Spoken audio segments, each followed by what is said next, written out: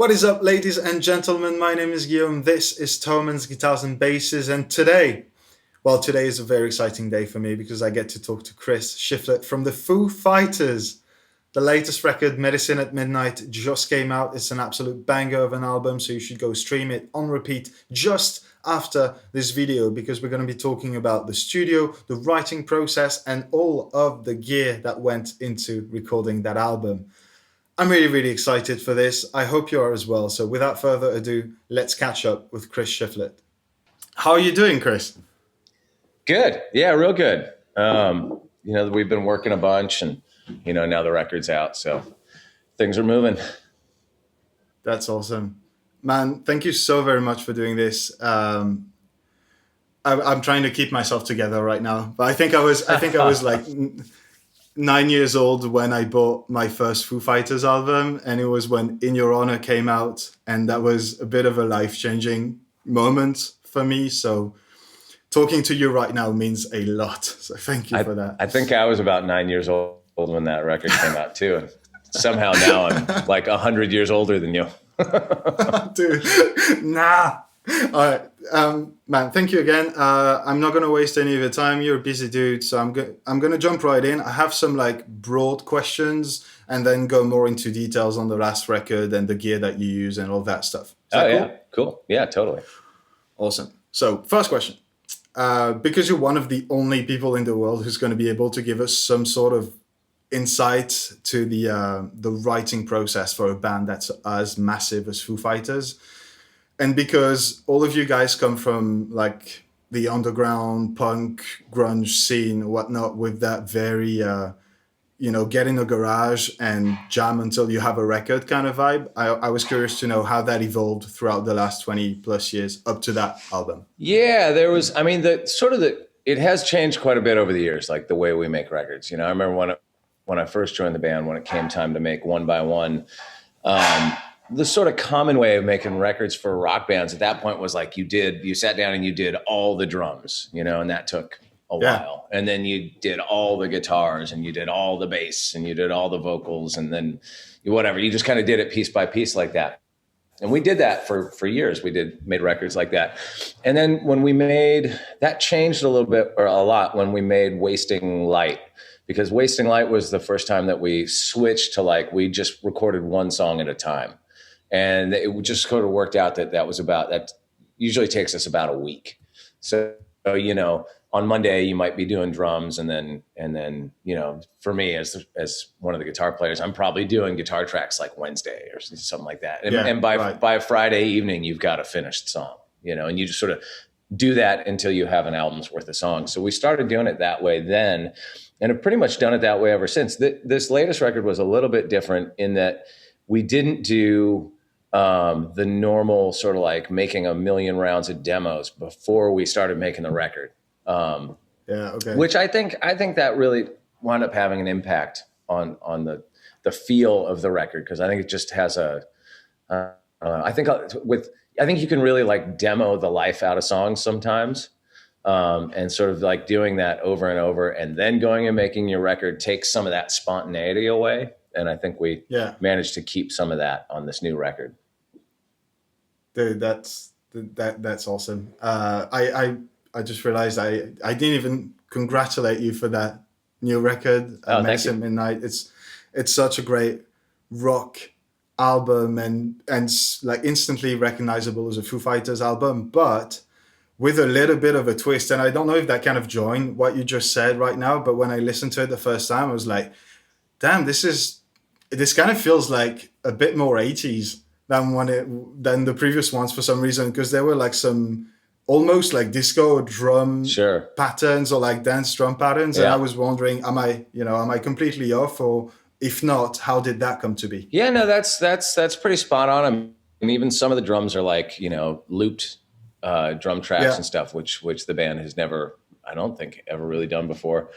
And it definitely had more of that feel. And once we got in there and started making it, and it was like sort of clear that it was going that direction, then you start to lean into that with like guitar tones and stuff. So it's definitely an influence. And we're all products of the 70s and 80s, so it kind of makes sense. Yeah, definitely. but it felt spontaneous in that way. But also, I was not expecting that at all. So that's a pretty cool twist. Um, Now, if I were to, not if I were, I am asking you, if you had to pick some of your, if you had to pick some of your favorite like guitar parts from the record, or maybe the ones that you're most excited to play live, which one would they be and why? Yeah, I would say, I mean, some of the ones we've been playing some of the songs from the new record, you know, taping some stuff here and there, and they're all pretty fun to play live. Some of the ones that we haven't really worked up as a band yet, I think are going to be really fun. Like Holding Poison, I think will be a fun live one, and Love Dies Young, I think will be fun. And we haven't really jammed on the title track much yet either, and I think that will be really fun. And you know, any song like that I get to play like do some noodly guitar solo in is always fun, you know. Right on, yeah. And for live, you know, maybe those are the sections get stretched out or something, and then you know who knows? Yeah. Who knows what all that stuff becomes live? Yes, please. I want it to become that exactly. That. Okay. Thank you very much. Great answer. We're gonna slide towards the gear side of things. Gear, yeah. I really should start paying closer attention when we're in the studio, because these questions and these interviews are always really tough, because when we make records, like everybody brings their favorite gear, you know? Right. So it becomes like, you know, Pat brings all his guitars, and so does Dave, and so do I. And, you know, everybody brings amps and pedals, and then Greg Kirsten has a bunch of pedals, and, you know, some of our crew have some cool amps and stuff. So we wind up having just like all this ridiculous stuff. And that there's like a science kind of to recording guitars, especially because you have to, especially when you have three guitar players like we do, where it's really like your tone on each track is important, because it's got to like fit into some sonic space and not step on anything else, and sort of like do a job, you know? So we get in there and you're like trying, you know, different amps and trying to find that thing. But then once it's done, it's like, you just did it that one afternoon, and I completely forget, you know, what was what. Like even like how I played the part, I gotta go back and like solo it and go like, what the fuck was I doing? Like I just did it that one time, you know, and it was a year ago, and you're like, like, is that a delay? Is that a chorus? I can't even tell anymore, you know. I feel that. I absolutely feel that. All right, I'll try and make it easy then. I'm just going to be very specific in my questions there. I'm going to start with guitar, because that's where it starts anyways. Sure. And you obviously you have your signature deluxe Tele with Fender, which is awesome. But the one I'm kind of curious about right now is that custom shop looking red Tele with P90s. Yeah. So that's called the What Cleaver. is that first? Okay, the Cleaver. So the Cleaver, yeah. So, you know, I did the production model for Fender, you know, has been around for years now. And that one was really important to me to keep it like at a price point that people could afford, you know, like I sort of like intentionally wanted to target, like, if you're, you know, 15 and you're starting playing guitar, and maybe that's like a guitar that's attainable for you. Yeah. But at a certain point I went to Fender and said, why don't we do a version of that guitar? And like, I don't care what you charge for it. Cause I had to, like, you know, of course had to battle with Fender when we first were getting the production model to keep it cheap and stuff, or cheaper. But I said to him, like, why don't you just charge whatever you want? I don't even care. Let's just put all the bells and whistles on it. And so, you know, it wasn't just custom shop. It's like master built, you know, and it's like, use like my favorite, Lindy Fralin noise canceling P90s, you know, and just like make it as like, just sort of, it's like the opposite of my production model. It's like the most high end, the version that it could possibly be. And it really sounds great. And it's perfect for me. I found myself playing guitars with P90s in them a lot, because like I said, with Foo Fighters, there's three of us on guitar, and it's nice to try to carve out a little of your own sonic space, you know, and the P90, like no one else was really using them, you know, and you know, Pat and Dave were generally playing guitars with humbuckers. It just felt like it just kind of did something a little bit different, you know, so it could kind of poke out a little bit. But yeah, so they made me a couple of those, and then while we were making the last record, they actually made me a green one too. So, Oh, and as far as I know, it's the only green one that exists. So kind of like Sherwood Green or exactly. like No, that's yeah. acid green. No, Oh, that's right. oh Sherwood Green. man, That's exactly it. I love Sherwood Green. I know, and it's like lightly relict too, so it kind of looks Oh like yeah, it's a little got that relic thing too. So that yeah, is so so I sick. definitely for sure played the guitars on it a lot. I also played. I bought a 57 gold top a few years ago that Who's has right like the wing? original PAFs in it, and played that a lot. That's like the best guitar I've got, when hands Oh down. yeah, And then I have definitely played my Strat. I have like a custom shop Strat that I bought a few years ago. It's like Sonic Blue, and I think I played that one. I think I played that one on the Medicine at Midnight solo. It's definitely a Strat. right. And I played. I think I have like another custom shop Telly that's like a traditional Telly. It's supposed to be like a 53 or 54 or something like that. So it's like that kind of thing. Played that on there. And then probably just played kind of whatever was in the room. I remember I think it was Dave's SG. I played on some stuff, and who knows, it's just kind of whatever's there and whatever fits, Yeah. I'm sure I played their guitars. They probably played some of my guitars. Yeah, yeah. I get that, but it was because I can't remember when I heard that or where I heard that, and you were saying that Foo Fighters was definitely like a humbucker kind of band, and that's the kind of band where you need humbuckers for pretty much every single song. When I saw the P90s, I was like, yes, yes, that is gonna be good. Well, It is gonna be yeah, awesome. the P90 for me, it really bridges the gap between like what I do in Foo Fighters and what I do outside of the Foo Fighters, because like my solo Right. stuff leans That a little more like country rock kind of flavored. yeah, And so yeah, yeah. that's a pickup that works in, really well in sort of both of those. It can be like hot as fuck, super overdriven, Yeah. and it can be a little lighter and twangier, if you want it. Right on. Yeah, but that was the second part to that question. Sort of, was that made? Did you use it that much on the Foo Fighters record, or was that a guitar that was more made towards like your solo project and that kind of thing? Yeah. But I'm really happy with that answer. Also, is there any chance that we can get like a road worn production model of that signature? Because I'd be all over that. Who knows? I mean, that would be great. Yeah, I'd love to at some point. That's definitely All right. a conversation worth having with the Fender folks, because that would be cool to do one that's I'll somewhere big. spam their emails. Yeah, something that could sit between like the $700 production one and the $7,500 custom shop. Oh yeah. There's room. There's room in there. Yeah, there's some space there. We could probably figure it out. Yeah, definitely, man. Awesome. Drifting on with the signal chain to your absolute spaceship of a pedal board. Several questions on there. I could geek out on it for hours, but I'm going to try and keep it short. Sure. First off, is that a Dave Friedman creation?